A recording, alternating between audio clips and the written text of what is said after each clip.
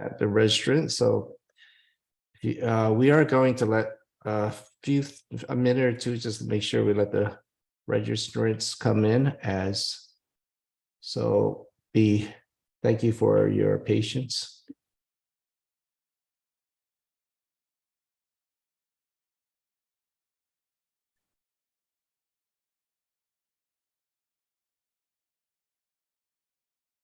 Hello. Hi there. You are my interpreter.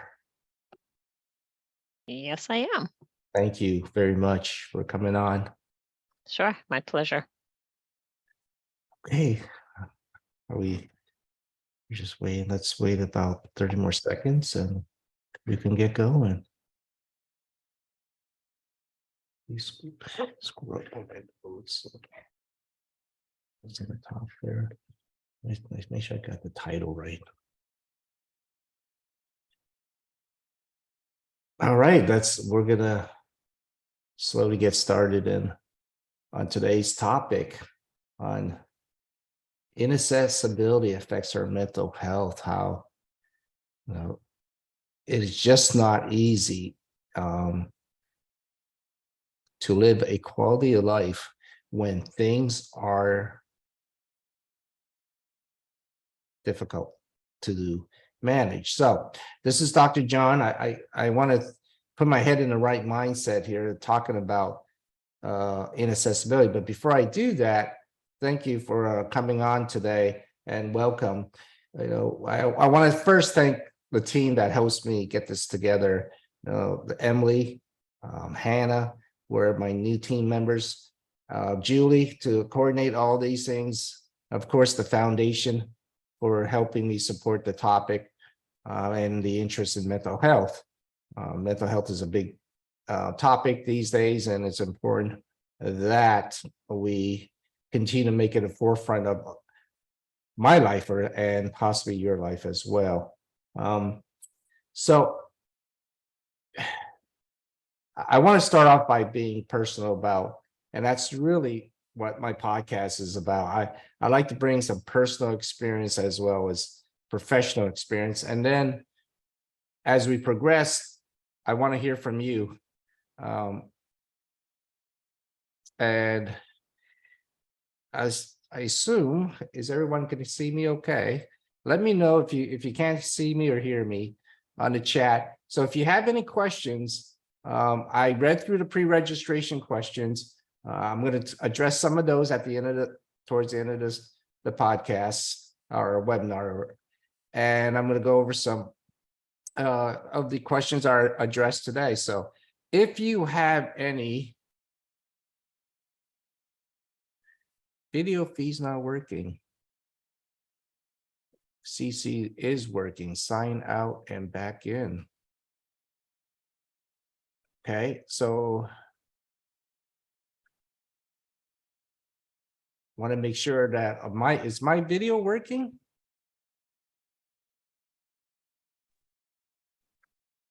Hi, John. I can see you fine, and others are jumping in to say they can see you as well. So Okay, great. that one participant, we had them log back out and log in. So you're Excellent. Good. Okay, thank you, Julie. I just want to make sure that wasn't directed to me. So one of the questions in the pre-registration, it's and I talked about this in the past is medicine health.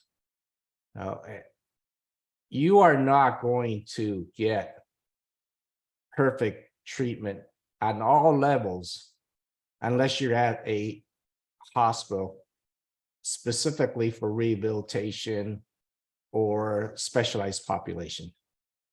I'm going to be straight with that. It just doesn't happen.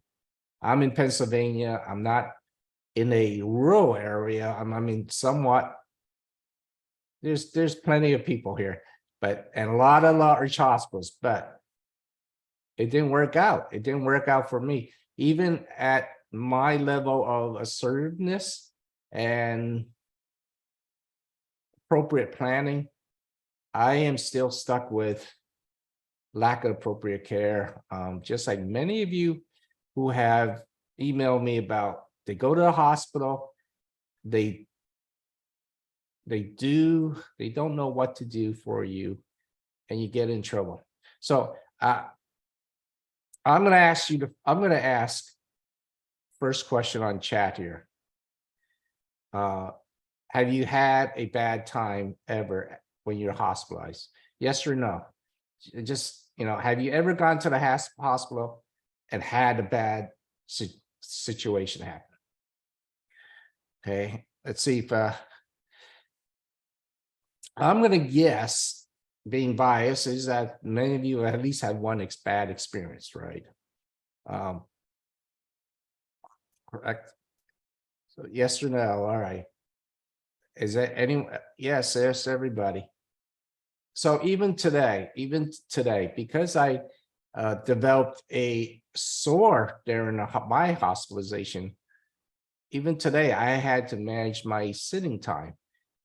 I got up, did my work, I went back to bed, got off my butt, and get back up to make sure I had time to do the podcast, and then plan to get back in bed to get off my butt. It's a frustrating process because, especially if you didn't cause the issue. And I'm going to believe that many of my listeners have been in that situation. Okay. So, trying to figure out all these facets of accessibility in medicine, in social life, it's a daunting process. And I had, over the weekend, I had an opportunity to talk to two young, and when I say young, I guess 27, 30. And, a lot of our conversations, and hopefully I can get one of them on today to talk a little bit about our conversation about how difficult it is to manage some of the things that he has to manage going into school and medical issues. So we're going to talk about that. That was sort of a long-winded intro. I apologize, but it's really important that I talk about some of these facets.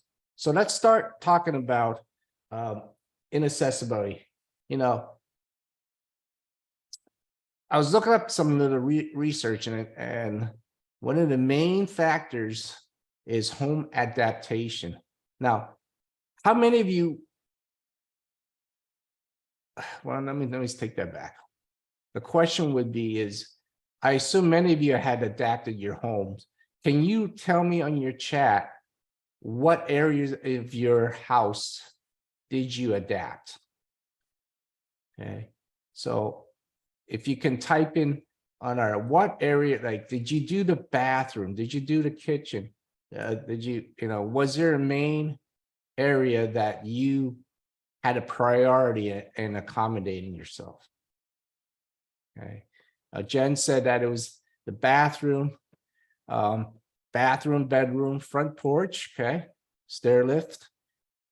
Okay, Julie, door wide width, bathroom, higher toilets, bathroom, entrance ramp. Okay, Hunter said bathroom. Hey, Hunter, there you are. Maybe we'll have you on a little later. Hunter, Wendy, kitchen. Oh, here's the kitchen. I am curious about the kitchen because research shown that the priority in, other than the ramp getting into the house, is the shower, the bathroom. Something like 72% of people with disabilities, that was the priority. Now, the funny thing about that is I remember going through insurance process and I said, I need a shower chair. And they came back with absolutely not. Shower chairs are not a mandatory thing. You are medically, it's not a medical necessity, I think it was the word. They said you can bed bath. I was like, what? I can bed bath the rest of my life? I didn't need a shower chair? They're like, nope, that's not a medical necessity. So Sharon is remodeling the kitchen this August with a row-in sink. That's going to be a mess this August for you, Sharon. But it's going to be nice when it's done. So yeah, the kitchen was actually the last thing many people remodel. My house, I did not remodel the kitchen because I don't have the capacity to cook. So it's harder. It would be definitely harder for me to cook. And but I did, one of the things about my years of learning about accessibility and home modifications, that you try to use what's available out there, that standard equipment. It is so much cheaper. And when things break down, you can replace it. So for example, obviously I have the wider doors. I have lights that I use Alexa a lot to control my lights, my doors. It controls my bed too. Now, bed is very different. That's like a specialized population company that does that. So the bed and obviously the ramps and the handicap vans are always an issue. Now, how does all these things make us mentally healthier? That is important. It gives you freedom. It gives you an independence. A good example is the door and the bed for me. Not having to ask someone to open the door to get in and out of the house. Wow, that is totally awesome. But when you automate it, it's a whole nother level, because when I used to open the door with the lever on it, you had to, especially with the electric wheelchair, you had to open a certain way. Really difficult to close. I went in an issue with one of those strings that you had to pull it closed.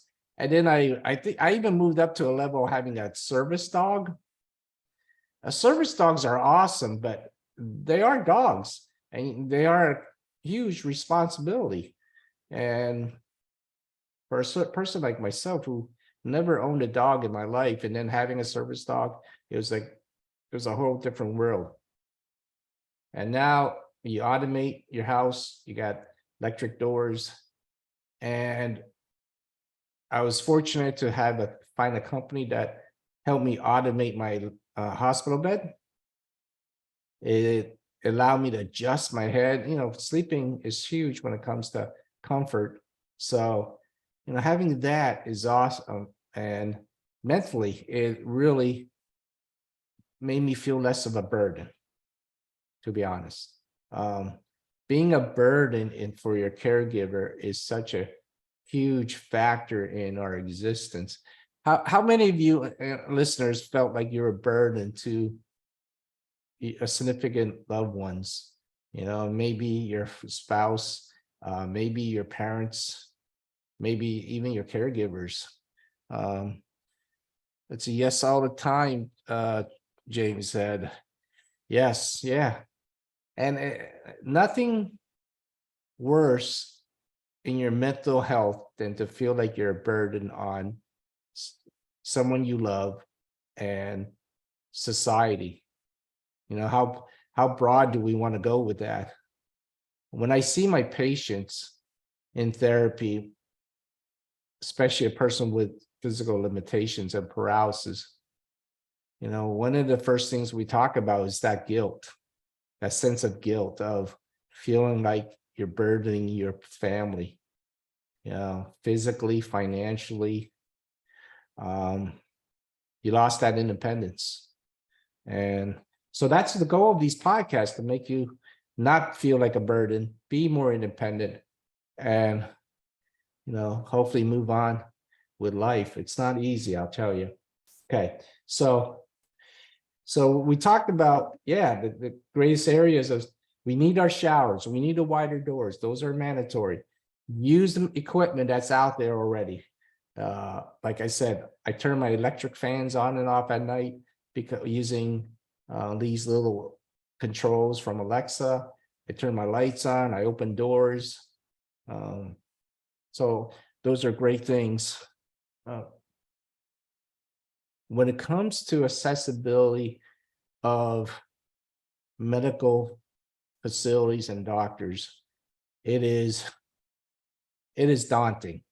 I was just telling my assistant here, Keely, who's sitting next to me, helping me run this webinar, about how, for example, how many of you go to those eye doctors and they, they put those little things on your eyes and they say, which one is clearer, this one or this one? And then they go click, click, click, click, and they say this one or this one. And half the time I want to say, yo, they all look the same to me. Would you stop it? Right? But they keep going, click, click, this one or this one. Have any of you had that experience when you go to an optometrist to get your eyes checked? And they say, this one or this one, this one or this one, right? So, and you just want to tell them, stop it, right? But I know when I go to an optometrist, I can't sit in one of those chairs. So I end up sitting in front of those chairs. So that would throw off that screen you see, because technically you should be a certain distance. When I go to the dentist, I wish they could just move those chairs away, but I usually squeeze in a section of the room and they work with that. And so everything's not designed for us. It's designed for the able, and which is sad because it doesn't take that much of an energy to find a way to move a chair or move put them on wheels or something that locks, some aspect that allows it a little more flexibility.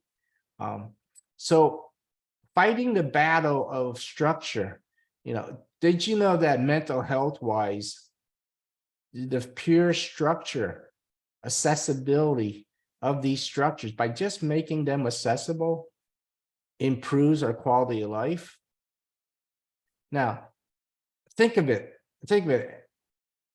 I'm an old man. I'm 55 already. And I can think of only two individuals in my life that asked me to go to their house. Not because I don't have a bunch of friends, but I don't get to go into many people's homes and hang out, because most of them are not accessible, especially up here in the north. Okay, it is just doesn't. So any socialization has to be done outside. And if it's not summer, it's probably not a good time for me to socialize, because I hate the winter and I hate the cold. So I'm limited. I should live back in Florida, except for the summertime. It's way too hot. But yeah. So my eye doctor moves his chair, but the dentist is a different story. I have to transfer the chair with a huge platform at the base, which takes away some of my transfer space. Yeah, you're making it do what you got to do to survive. Now, the beauty of it is if you get a practice that's willing to hear you out and listen and have the patience, it works great. But there are some practices that just don't listen to you. And when I went to the hospital, they didn't listen to me and, developing my sores because they did not turn me. And, again, I was in a delirious state and wasn't in the mindset, so I wasn't aware of what's going on at the time.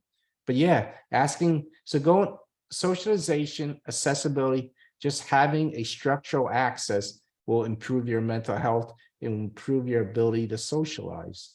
Okay, when I look at research about barriers, one big is attitude. They have, people change their attitude about our ability to live, our quality of life. That helps. Environmental barriers, we just talked about that. Financial resources. Sometimes social and mental health social activity is related to how much money you have. You know, it's hard to travel if you don't have enough. I mean, if you only have enough money to meet your medical needs, it's hard to have excess money to travel. Social support. Now that does go, I mean, initially there's a lot of people there that's going to be there for you. But it dwindles down after a while. There's only your few friends that really want to hang out with you. So those are unfortunately the reality of life. You know, for me personally, I thought when I broke my neck that I thought, oh man, you know, everybody here just wants to come to, you know, I don't know, it felt like a freak show for a little bit, to be honest. It felt like they just want to come and see what happened. But then the next year, everyone was gone. You know, had people calling every day for a year, almost a year. And then following year, I had like five friends. And that was sad. But a lot of my friends were people that I did things with. And since I couldn't do those things, I lost many of them. So yes or no on the question, did that happen to you as well? That, you know, you had a lot of support right off the bat, but it dwindled fairly quickly. But the ones that you keep, you know, are probably the ones that are more important, that really are the important friends, I would say, right? The ones that stuck around. So my second question is it true then the ones that stuck around becomes a better part of your life? For some, let's see, James, I'm limited to where I can go and visit friends, but still have a good core. Okay, friends that disappear. So that's a common thing, right? You know, maybe it's best to have a core small group than it is to have a whole bunch of people. Yes, Spencer says my nurses are part of my friends. That's true. Your caregivers do become a good part of your inner circle. Okay, my students become a good part of my student right here, Keels, is a part of my support system. And when I said her name, she sort of hit it more in the corner. She's like, don't put my head in the camera. Right, Keels? All right. So let's go down on the process here. And so friends, so travel, and I'm gonna, you know, traveling. So here's a good question for Spencer, because, you know, what I found out, you know, I want to socialize because it improves those who socialize, those who travel, improves mental health, right? I'm gonna see if we're gonna pull Spencer on when we get a chance. But so it says partial accessibility is part of the problem. Systematic ignorance. Well, people just don't get it, that how difficult it is. Okay. Travel hassle. It is very difficult to travel. And while I am talking about my recent travels, I'll give you an example of that, and we could talk a little bit about it. And if Julie, can you allow Spencer access? Because I can't seem to have that ability on my side right now. But Sure, hang on. so just traveling, you know, I have to bring my caregivers. I have to bring my seat. It is almost impossible to find an accessible rowing shower when you travel, because they just don't build them. They just do not build. And the last thing I want is to stink. Trust me, my wife does not want me to stink while I'm at vacation. So, you know, that is and then you go there and yeah, the research says lack of good sports service performance, a lack of support. right? And are we able to get Spencer on? Yep, he just needs to unmute. All right, Spence, you are a travel agent person Yes, that sir. specifically for people with disabilities. Now, I've known you for over these past year. Some of these issues, the accessibility, the ignorance of people when we travel, you know, what are your thoughts on that statement? Yeah, so I mean, travel is definitely people are pretty you know, not cognitive, I guess, of what goes into traveling and some of the shortcomings, people are like, oh yeah, come on, come on, come on, not even thinking that, this wheelchair user is not going to be able to roll up this flight of stairs or when you stress some of these points to people, a lot of a lot of hotels, let's say, for instance, people are just unfamiliar with what goes into traveling with the disability and I mean, just living with a disability. Even here in my hometown, when I go downtown, a lot of times I can't access restrooms and stuff like that, and I have to utilize a bathroom in my vehicle. Almost in my van, go back to my van to use the restroom and stuff like that. Dealing with intermittent catheterization, stuff like that is definitely an issue in public. And then a lot of my female nurses are female, and unfortunately, there's not enough. Even when the bathrooms are accessible, um, you know, taking a nurse with you, might feel uncomfortable a little bit in the men's restroom, or I was stuff just going like to that. ask you, Spencer, well, how do you choose when you are a male individual with a female nurse? You're saying, do you pick the male or female bathrooms?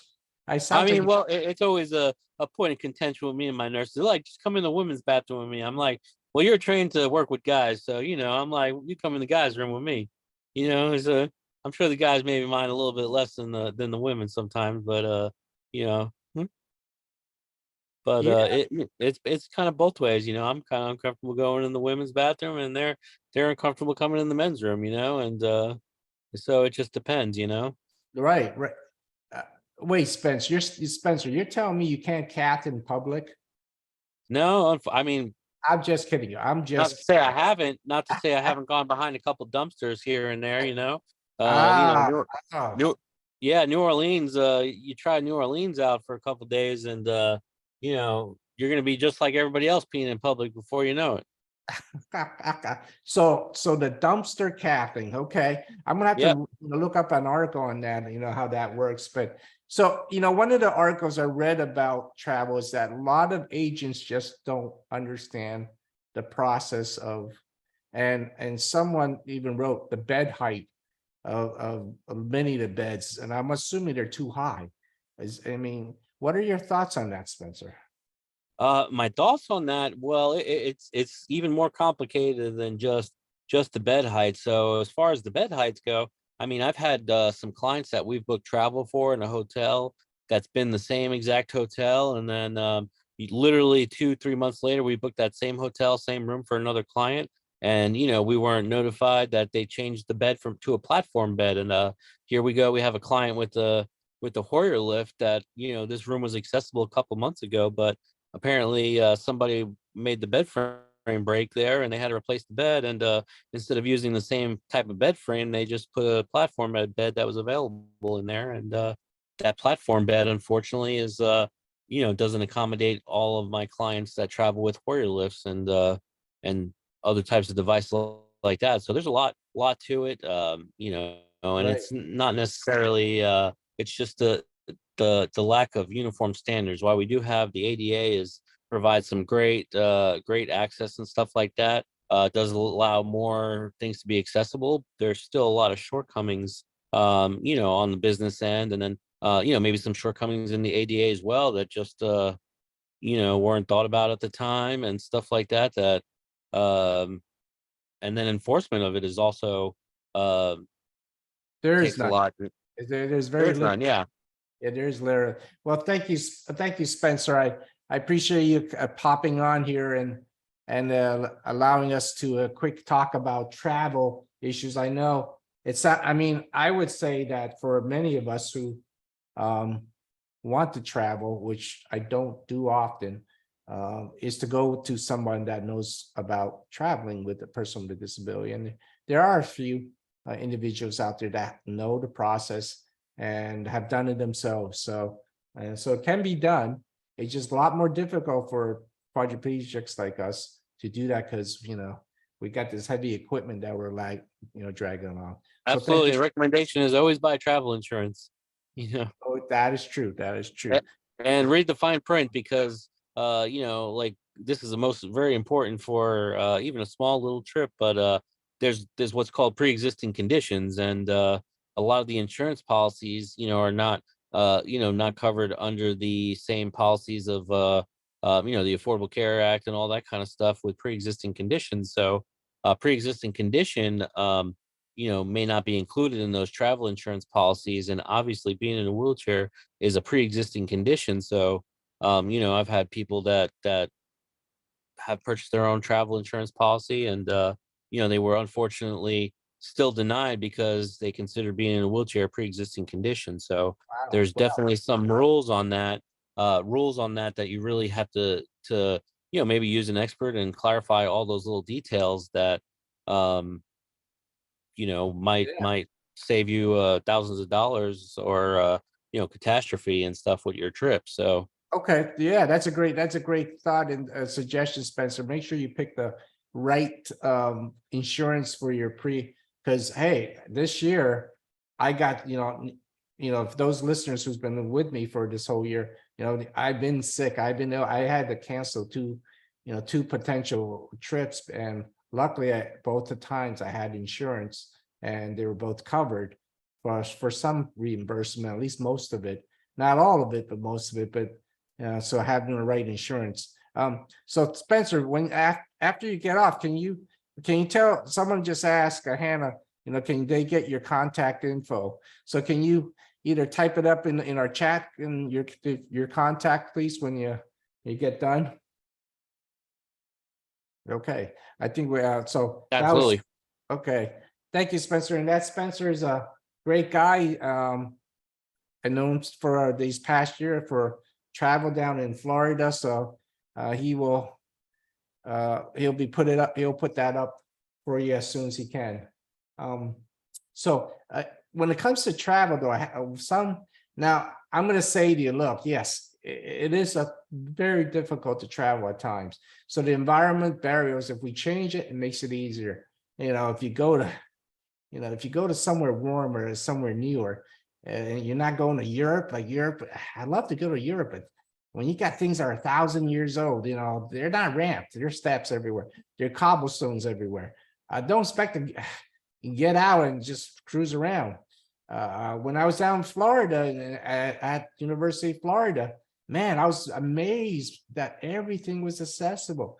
And I went in through mostly front doors. Up north here in Pennsylvania, if it's old, I'm probably going in the back door or side door. I'm not going in through the front. Okay, so with that in mind,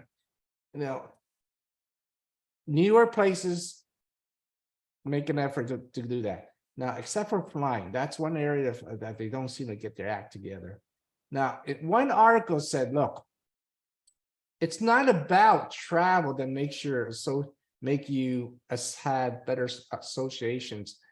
It's the fact that if you're mentally healthy, you tend to travel more instead of the other way around.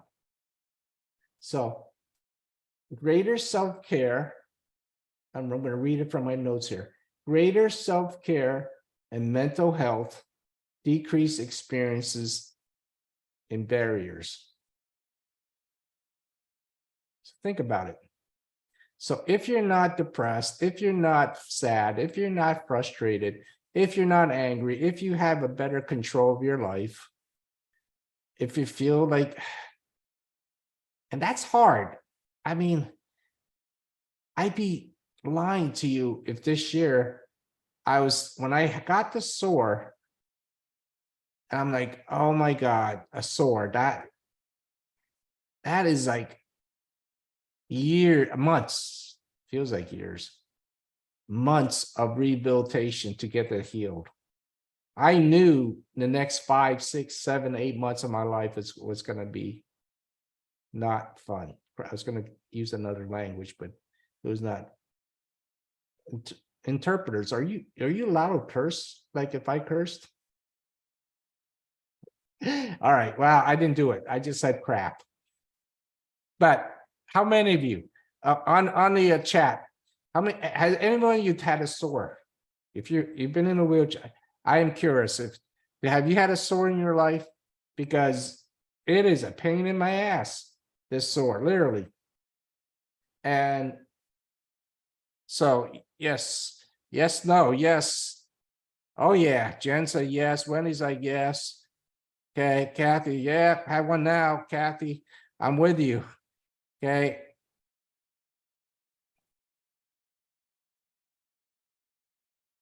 Right, the Center by Air Carrier Access Bill.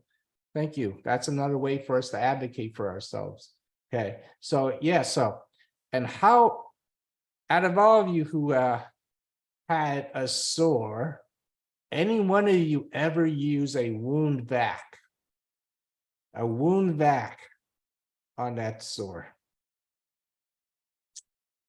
Okay, if anyone who don't know what that wound vac is, this little thing that they put on your sore, and it's literally puts negative pressure on that vacuum, and it's supposed to increase in healing process. So I have one on right now, actually sitting behind. I don't know if you can hear it on my microphone. It sounds like a little motorcycle, blip, blip, blip, blip, blip, blip, blip. Okay, I picture like this little mouse on a motorcycle. Okay, and when that thing starts to rev up like a Harley, then I know something's wrong, because it's not. It's wrong, but the wound vac has not been helping so far. But I did get another UTI in the process, and that doesn't make it easier in health when it comes to trying to heal. So, but it's been a long process. It's been 3 or 4 months now, and I'm hoping that I could be healed in another 2 or 3 months. Luckily, I'm on a sabbatical this year. That's the beauty of being academics. We get sabbaticals, and so I'm not teaching this fall. So I'm really happy about that.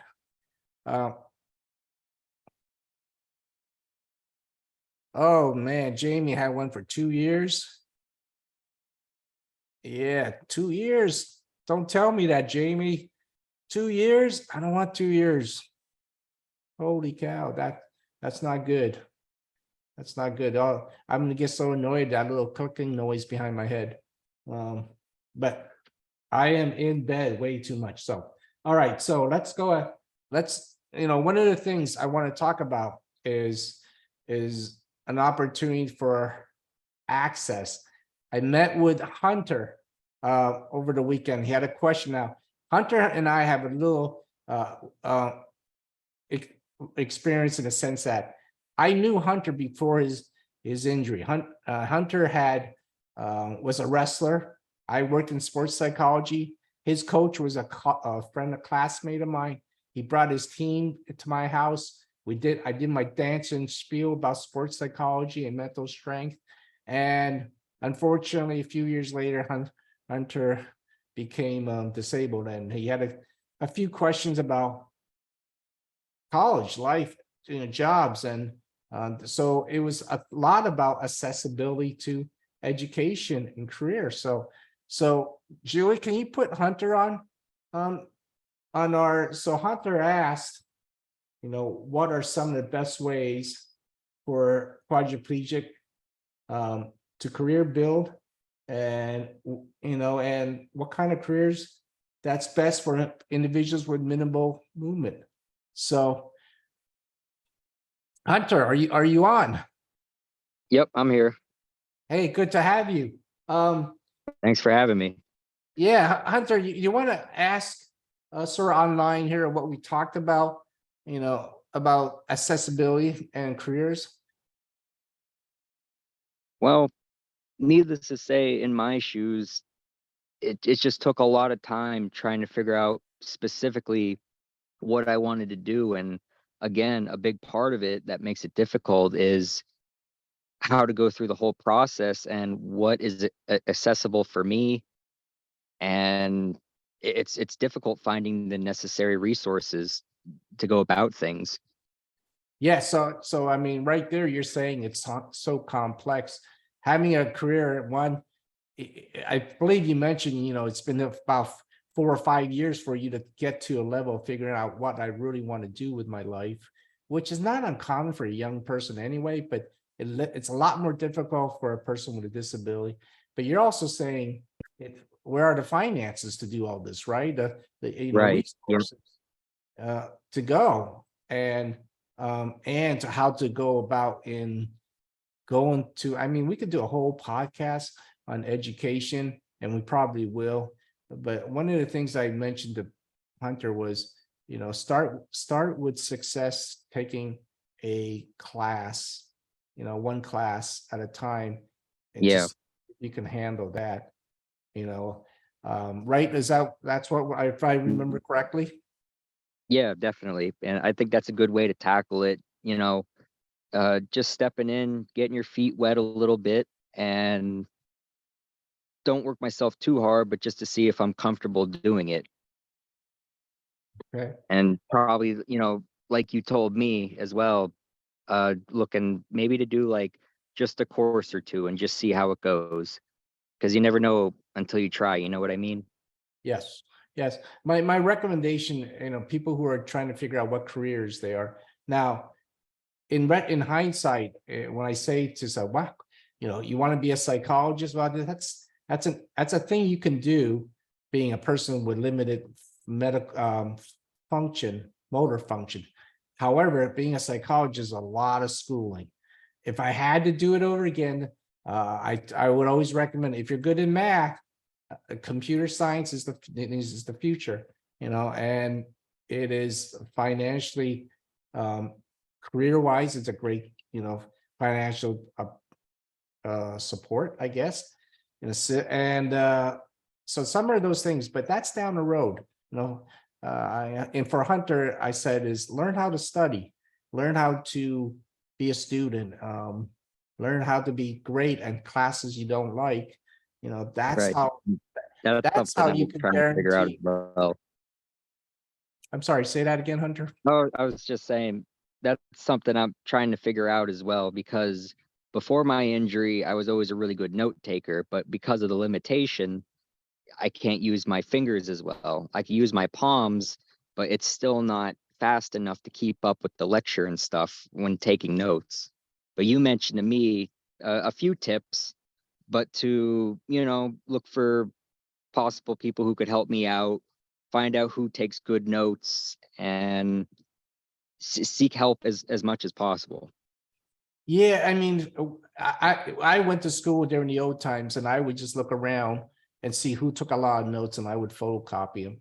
Now, at my university at this point, they have note takers who help, you take notes, and I'm amazed at note takers who sit in classes, because I was wondering, do they take it for credit too? Because they're gonna have to be in class anyway, so might as well take it for those 3 credits, right? And still get paid for it. But so those who are online, do you have any suggestions for Hunter, as well as how note-taking process? But the other thing I Or think, even financial as well. the financial is the other. For me, I would recommend Office of Vocational Rehabilitation, because they are very supportive of individuals with paralysis and being employed as the ultimate goal.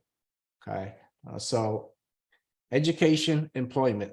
Now, personal recommendation is find a field, a career that you can be employed. Don't go to college if you're not going to use it. College is important to have information, but let's have a job afterwards. That's also important, so, and I do think, and sometimes we lack that understanding, transitioning from going to college and having a real career. Okay. Well, thank you, Hunter, for coming on and sharing your experience with me. Oh, no, thank you. It's been a pleasure. Okay. So I'm gonna say it's about 2:44. I'm gonna take an opportunity to address some of these questions, pre-registration questions. So what happens from, this is from Michael, right? And it says, what happens to unhealthy old paraplegic financially and emotionally with age? My experience gets worse. What is that? I learned. Okay. So financially, as you get old,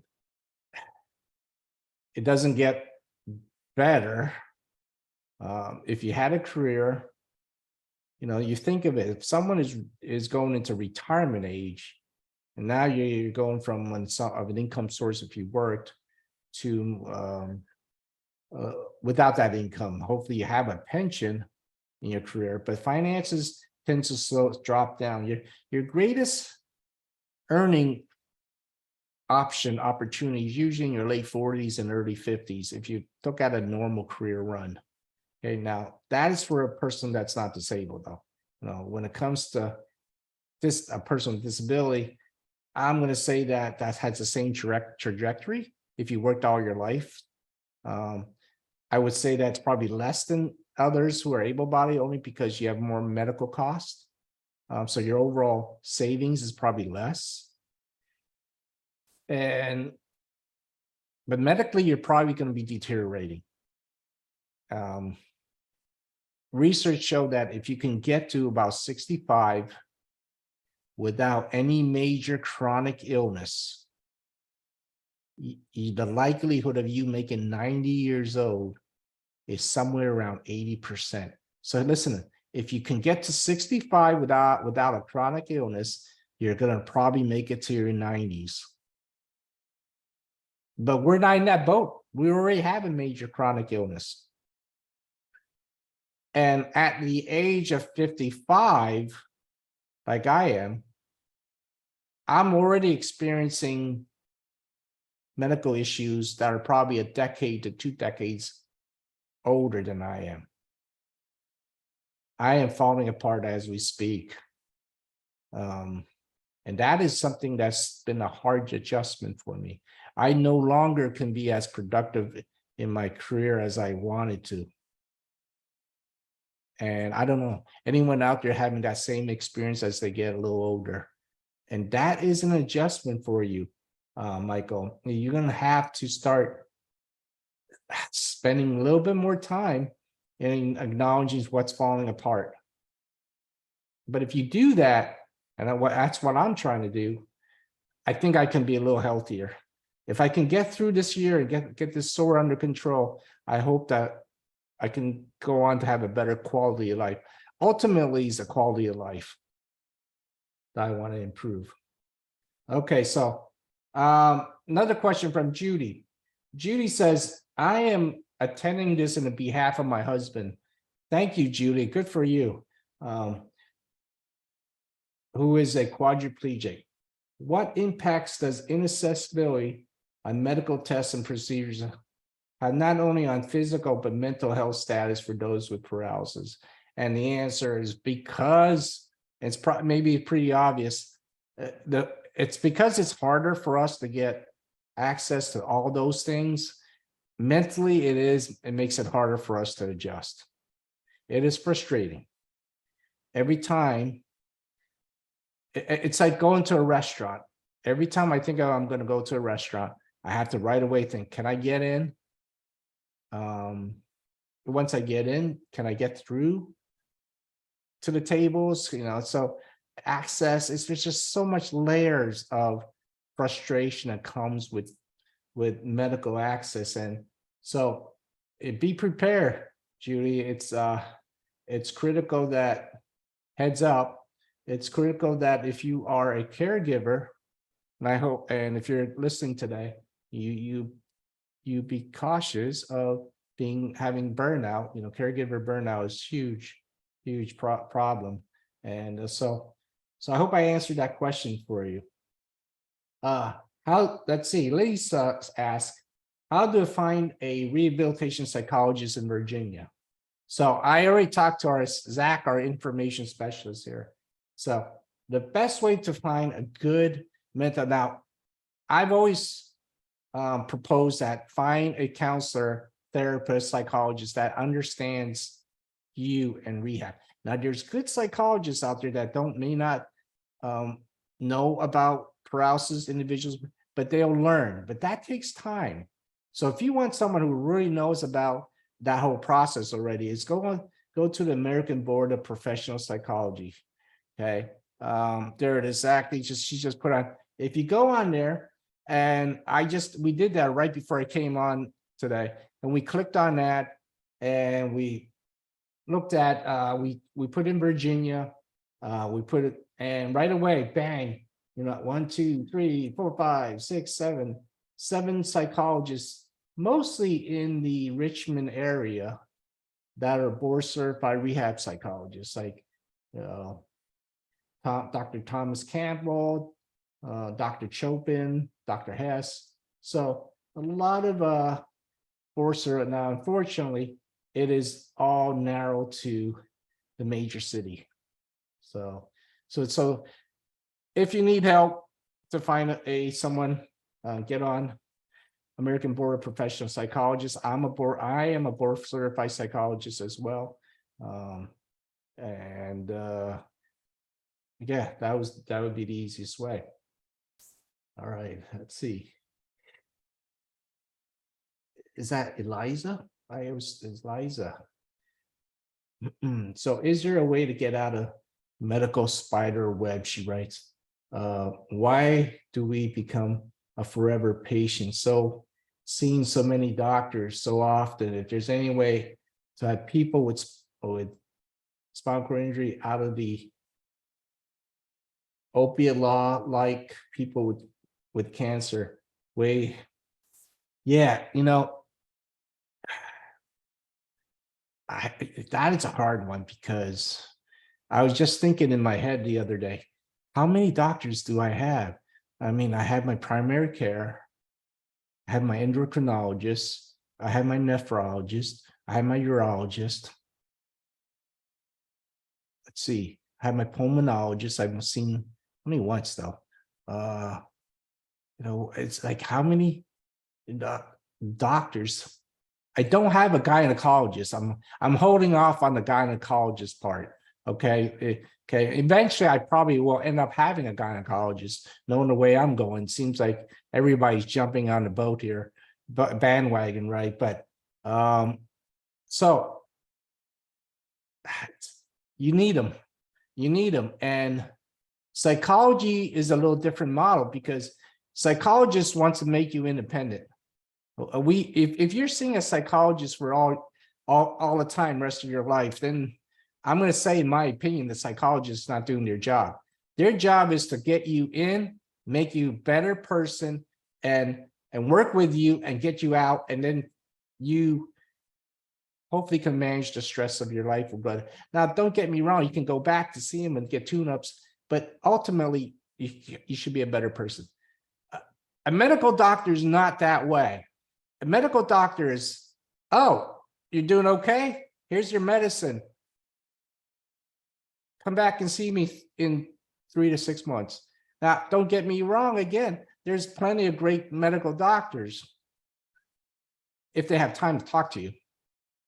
But usually they want to see you again and again and again for the rest of your life. Now, unfortunately, some of your medical issues need to be monitored for the rest of your life. But their model, though, is a dependency model. And so constant measuring, constant monitoring, and you need those prescriptions, right? You can't have those scripts without someone writing them. How many of you on this podcast have, when you go to the doctors, it's really quick,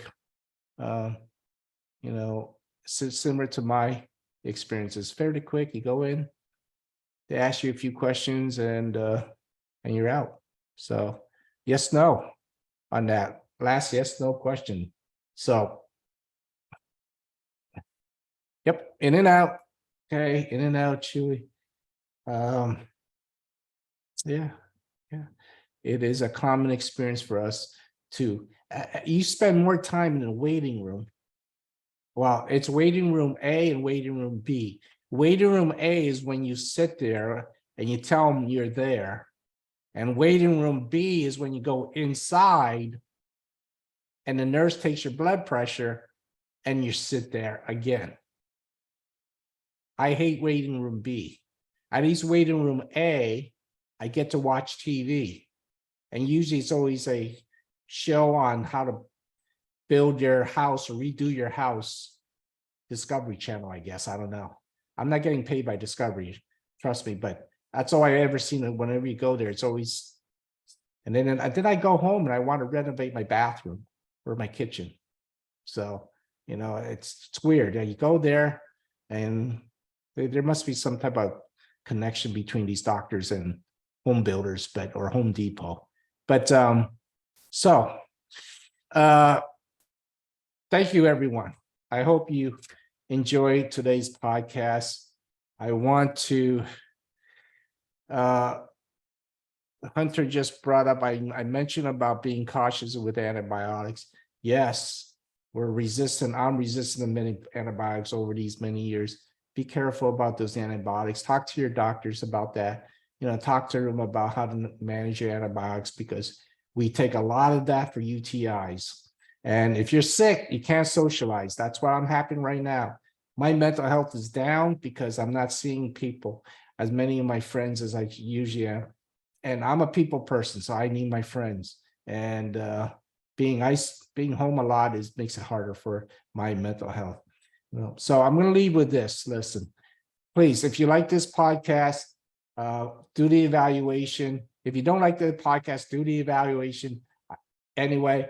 Let me know what you think, what you want me to do in the future.